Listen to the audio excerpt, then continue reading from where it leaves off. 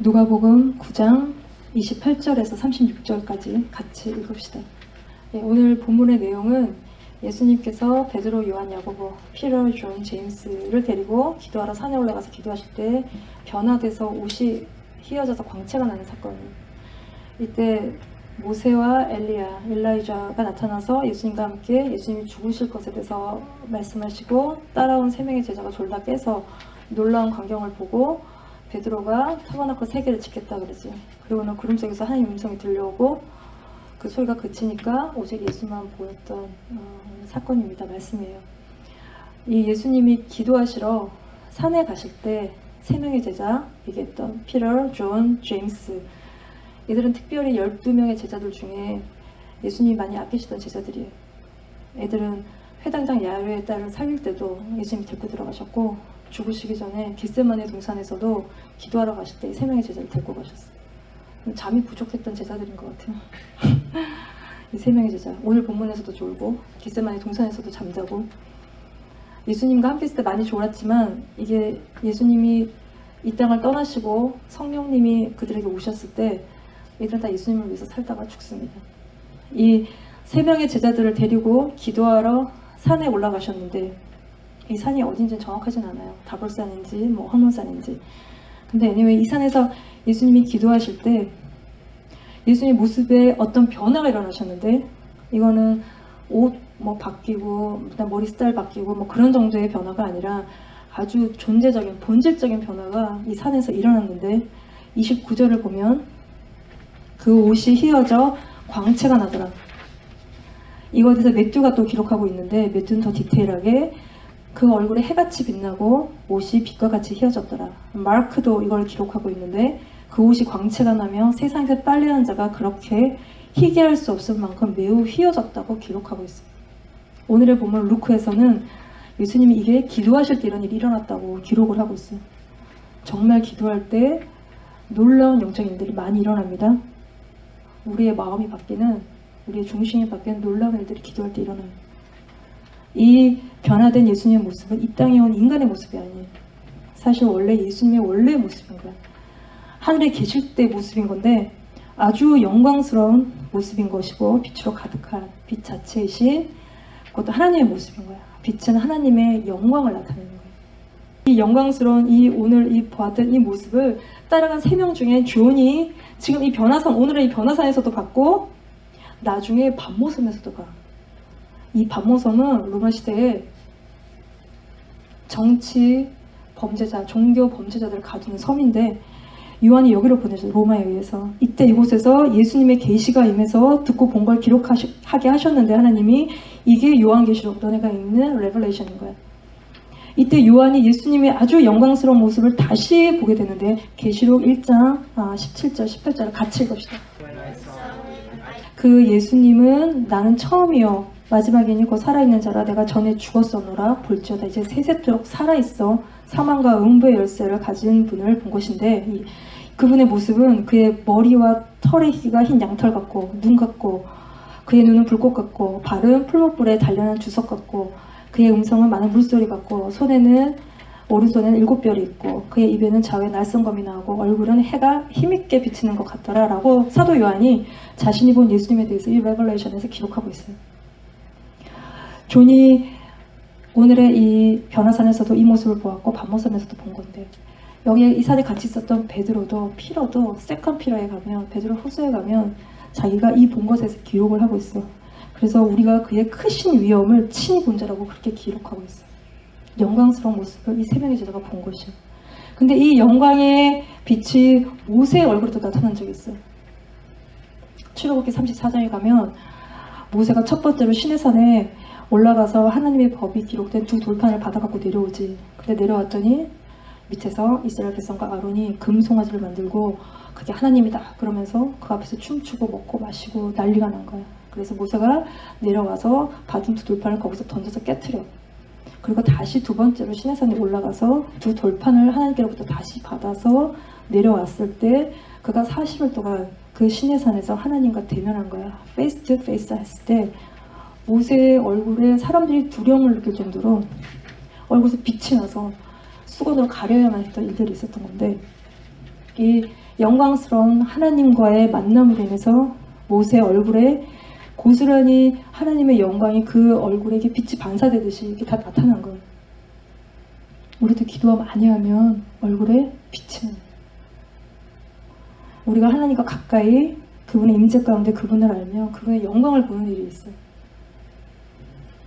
영광스러운 주님을 페이스 투 페이스 할 때 우리에게 일어나는 일이에요. 그때는 우리가 아무것도 보이지 않고 어떤 재미난 것도 미님이 없고 오직 주만 보이는 일이 있는 거예요. 이 모세가 오늘 이 변화산에도 나타나지. 변화산에 모세가 나타나요. 31절을 같이 봅시다. 문득 두 사람이 예수님과 함께 말하니 이는 모세와 엘리야라. 이들이 영광 중에 나타났대요. appeared in glory. 하늘의 모습으로 나타난 예수님처럼 이 모세와 엘리야는, 모세는 율법을 받은 사람이죠. 신명기에 가서 율법을 대표해. 엘리야는 선지자 중에 선지자야. 바알 선지자랑 850도 1로 붙은 선지자 중에 선지자야. 유대인들이 대표적으로 존경하는 두 사람인데, 모세는 요단강 동편 모압 땅에서 죽었는데 무덤이 어디 있는지 아무도 몰라. 엘리야는 죽지도 않고 뜨거운 불마차 타고 산치로 하늘로 올라간 사람이에요. 이 두 사람이 이 변화산에 영광 중에 나타나서 영광스러운 모습으로 나타나서 예수님과 대화하는데 그 대화의 내용이 뭡니까? 31절에 보면 장차 예수께서 예루살렘에서 별세하실 것에 대해서 말씀하셔요. 예수님이 죽게 될 것에 대해서 말씀하시는 거예요. 이걸 컨펌하는 대화를 이 세 분이 하고 있어요.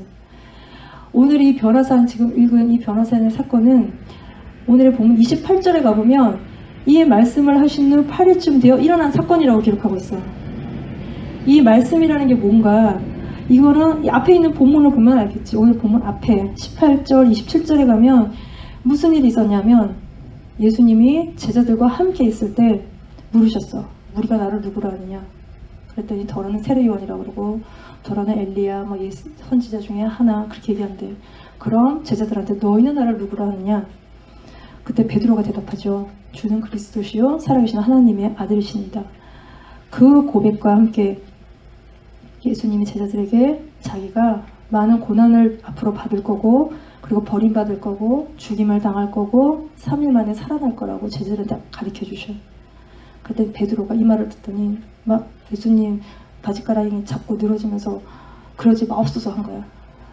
그랬더니 아까 전에는 그 놀라운 고백으로 칭찬받았는데 이제는 예수님이 사탄아 물러가라. 네가 사람의 일만 생각하는구나. 이런 일이 있었던 거야. 그때 예수님께서 니네가 나를 따라오려거든 자기를 부인하고 자기 십자가를 지고 나를 따를 것이야. 이 말씀을 하신 거예요. 그리고 여기 서 있는 사람들 중에 니네가 죽기 전에 하나님 나라를 볼 자들이 있다는 거예요. 이 세 명의 제자들이 이 하늘의 일을 오늘 이 변화사에서 경험하고 있는 거예요. 그래서 이 말씀이라는 것은, 이 말씀을 하시고 8일이 지났다고 얘기하신 이 말씀이라는 것은 자신이 죽게 될 것에 대해서 예수님 말씀하셔. 그리고 나를 따르려면 니네가 나를 이렇게 따라와야 돼. 이렇게 말씀하시는 거예요. 그 말씀 후에 예수께서 아주 영광스러운 모습으로 변화된 사건이 오늘 일어나는데, 오늘의 이 예수님의 영광스러운 모습은 장차 일어날 결과적인 모습이고, 지금 예수님 앞에 놓여있는 것은 무엇입니까? 십자가에서 죽으셔야 되는 거예요. 이 고난을 통과해서 예수님이 영광으로 들어가시는 거예요. 이 영광을 통과하지 않고서는, 이 고난을 통과하지 않고서는 영광으로 들어갈 수가 없는 거예요. 그래서 예수님이 요한복음 12장 23, 24절에 말씀하시기를 자신의 죽음에 대해서 인자가 영광을 받을 때가 왔다는 거예요. 하늘의 밀이 땅에 떨어져 죽지 않으면 하늘 그대로 있고 죽으면 많은 열매를 맺는다고 말씀하셔요. 예수님이 죽으신다는 건 곧 영광으로 들어가신다는 거예요. 이때 자다 깬 베드로랑 두 제자가 이 광경을 보고 흥분한 거예요. 1500년 전, 또 대략 900년, 1000년 전에 죽은 모세도 보고 엘리야도 보니까 완전히 또 변화된 예수님의 또 다른 모습을 보니까 이게 정말 죽기 전에 하나님 나라를 볼 자도 있다고 하셨는데 정말 천국의 일을 보니까 이 세 제자가 너무 흥분해서 베드로가 뭐라 그래요?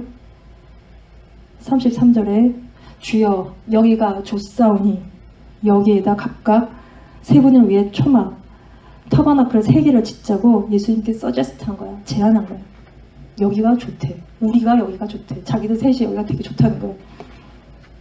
근데 이 산이 초막 짓고 살기 별로 좋지 않아. 산은 춥고 뭐 황량하고 그렇지. 여기가 뭐가 좋겠어. 근데 이 세 분의 영광스러운 모습을 보고 여기에 막 머무르고 싶은 거야. 여기 막 눌러앉아서 안 내려오고 싶은 거야.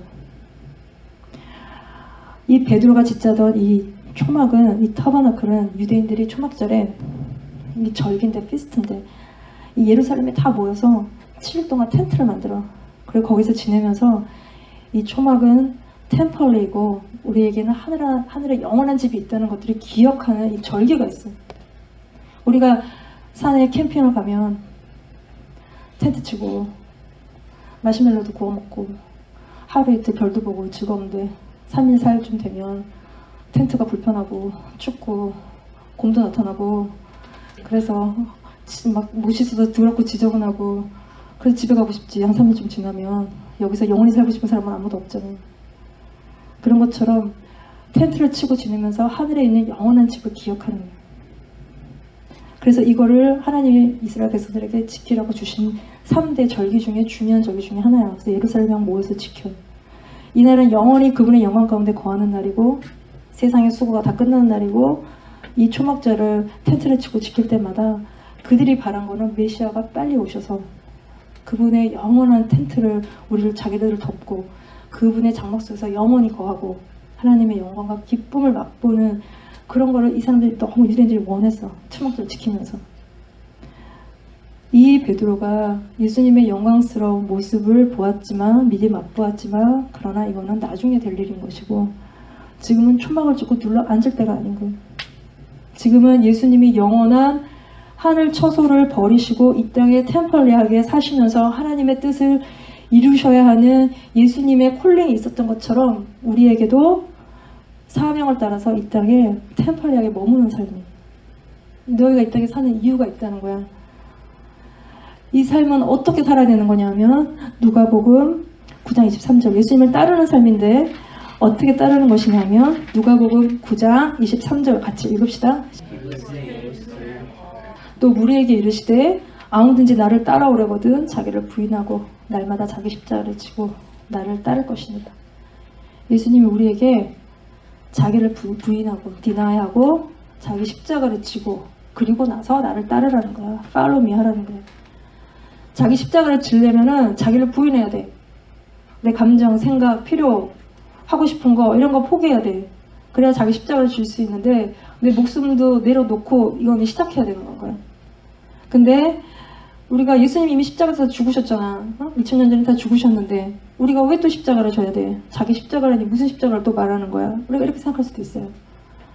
그래서 바울이 갈라디아서 2장 20절에 말씀하십니다. 아까 내가 그리스도와 함께 십자가 못 박혔다니 이제는 내가 사는 것이 아니요 오직 내 안에 그리스도께서 사신 것이라. 이제 내가 육체 가운데 사는 것은 나를 사랑하사 나를 위하여 자기를 자신을 버리신 하나님의 아들을 믿는 믿음 안에서 사는 거라는 것이에요. 그래서 내가 예수님을 믿는 믿음 안에서 살고 그분을 따를 때 예수님이 우리 각자들에게 니네들 각자들에게 주시는 자기 십자가가 있어요. 이거를 바울이 골로새서 1장 20절 콜로시안스에 고백하기를 그리스도의 남은 고난을 자신의 육체에 채운다는 거야. 예수님의 몸된 교회를 위해서. 그래서 이 골로새서 이 교회, 콜로시안 교회를 향해서 자기가 고난받는 것도 기뻐한다고 바울은 고백하고 있는 거예요. 이거는 하나님 나라를 위한 고난이고 우리가 예수님과 함께 영광받기 위해서 고난도 함께 받는 것인데 사명을 감당하기 위한 고난인 거예요. 바울이 이 고난을 감당한 거예요. 자기 육체에. 이렇게 각자의 십자가를 지고 예수님을 따를 때 골로새서 3장 4절 말씀을 같이 읽읍시다. 네, 우리 생명이신 그리스도께서 나타나실 그때에 너희로 그와 함께 영광 중에 나타나리라. 네, 우리가 자기 십자가를 질 때 결국 우리도 예수님처럼 영광스러운 모습으로 나타날 건데 이거는 내 죄, 실수, 연약함 때문에 당하는 고통이 아니라 100% 예수님 때문에 당하는 고통이 복음을 위해서 이게 내가 지는 십자가인 거예요. 그래서 스테판 집사가 예수님을 전하다가 돌에 맞아 죽을 그 순간에 스테판이 성령이 충만해서 하늘을 우러러 봤더니 거기서 본 게 뭐예요? 하나님의 영광과 및 예수께서 우편에 하나님 우편에 서신 것을 본 거예요. 그리고 스테판 집사는 돌에 맞아서 영광 가운데로 들어간 거예요. 그곳으로 간 거예요.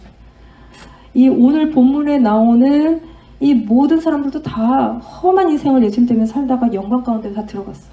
모세도 엘리야도 다 하나님 때문에 굉장히 어려운 인생을 살아서 쫓기고 막 돌에 맞아 죽을 뻔하고, 베드로도 예수님을 전하다 거꾸로 십자가에 매달려서 죽고, 야고보도 제임스도 처음 순교자야. 그 사도행전 12장 2절에 헤롯 아그리빠가 칼로 죽였다고 기억이 나. 요한도 많은 고난을 받고 예수님 때문에 자기 육체에 자기 예수님의 고난을 다 채웠어. 십자가를 지고 살다가 영광 가운데로 들어간 거죠. 예수님이 죽으심으로 영광을 얻으셨고, 우리도 우리를 부인하고 자기 십자가를 지고 예수님을 따를 때 결국 우리도 영광 가운데 들어가게 되는 것이. 이 시점에서 내가 어떻게 무엇을 위해 살지를 잘 생각해야 되는 거야. 너희가 세상에 어떤 것도 내 삶의 이유가 될 수가 없는데, 사모님이 인생에 심각하게 어떻게 살아야 되지 고민할 때 이게 길인가 저게 길인가 고민하고, 그런 일들 하나하나에다가 굉장히 많은 시간들을 투자해서 이것도 해보고 저것도 해보고, 근데 다 길이 아니라고 느끼는 그 순간에 길이신 예수님을 인생에 발견한 건데, 내가 예수님과의 관계가 열렸을 때 예수님이 나에게 원하시는 게 있다는 것을 깨닫기 시작해. 그전에는 내가 이거 할까 저거 할까 공부할까 뭐 해볼까 약간 고민이 많았어. 근데 예수님이 나에게 원하는 게 따로 있었어. 내가 예수님과 관계가 열려서 예수님이 그거를 나에게 말씀하셨는데, 그냥 풀타임 사역자가 되는 거였어. 그래서 대학생 언니 오빠들을 전도하고 영적인 리더가 돼서 그들을 빌드업하라고 하나님 사역을 주셨어. 이 부르심이 너무너무 강하게 왔는데 너무 강렬하게 내가 하고 싶지 않은 거야. 너무 하기 싫은 거야. 죽어도 하기 싫은 거야. 그때가 24, 25 나이가 그랬는데, 꼭 모세처럼 하나님 저는 말도 못하고 사람들이 맨날 째려보는 것 같고, 사람 잘못 보셨어요 주님, 저는 너무 약하니까 저기 튼실하게 생긴 쟤 괜찮네, 쟤 좀 시키시죠 하나님, 죽었다 깨도 못합니다. 이거를 내가 이 소리를 같은 소리를 한 달 내내 한 거야. 하나님한테 같은 얘기를 맨날 가갖고 기도할 때마다 또 하고 막 귀가 닳도록, 하나님이 들으실 때 귀가 닳도록 계속 그 얘기를 또 하고. 근데 아무리 내가 버텨도 소용이 없다는 걸 깨닫는 순간에 순종하고 그 길을 가는데, 근데 그 길을 또 가다 보니까 죽어도 못할 것 같은데 하나님이 도와주시니까 하나하나 감당해가고, 무섭고 두렵던 마음도 조금씩 극복, 오버컴이 돼. 그리고 말은 할수록 늘어. 그리고 성령님이 그때 또 지혜를 주셔. 그래서 예수님을 따라가는 게 무겁고 또 자유도 없고 내 개인의 삶도 없고 어렵지만, 그래서 자기를 디나이 하는 거예요. 근데 예수님께로 가면 예수님의 말씀대로 짐이 가벼워. 주님이 주시는 건 가볍단 말이에요. 그리고 예수님을 더 깊이 알게 돼. 그리고 예수님이랑 할 얘기가 되게 많아. 하나님 쟤네 왜 저래요? 저 사람은 왜 저럽니까? 기도하고 물어보면 주님이 막 가르쳐줘. 할 얘기가 되게 많아져 예수님이. 나는 너희가 아마도 예수님이 싫을 거라고 생각을 안 해요. 예수님이 싫거나 예수님 이러지는 않을 거라고 생각해요. 근데 예수님 믿으면 우리의 동물적인 감각이 하나님 뜻대로 살아야 될 것 같아. 그치? 예수님 믿으면. 그런데 또 예수님이 내가 하기 싫은 것만 골라서 시키실 것 같아. 이런 감이 촉이 오는 거야 우리한테. 그래서 몸을 막 사려. 예수님이 특별히 싫은 건 아니지만 예수님께 나아가는 걸 피하고 미루고, 아예 좀 더 있다가 나 잘 믿어야지 이런 생각을 한단 말이야. 근데 이 36절에 소리가 그치면 오직 예수만 보이더라. 모세도 엘리야도 다 떠나고 현실로 돌아왔어. 십자가를 지셔야 되는 예수님, 고난의 예수님, 근데 또 영광의 예수님, 그분만 그 앞에 있는 거야. 우리가 예수님을 믿고 그분을 억셉트하고 그 길 가셨던 예수님을 바라보면, 그 또 영광의 주를 바라보면 예수님을 따르지 못하게 하는 내 마음을 흔드는 거, 그 두려움들, 그 고난 받으시고 영광 받으시는 주님께 초점을 이렇게 우리가 딱 맞추면, 나도 너희도 우리를 자신을 부인하고 우리 십자가를 지고 예수님을 온전히 따르는 일이 있을 줄 믿습니다. 네, 같이 기도합시다.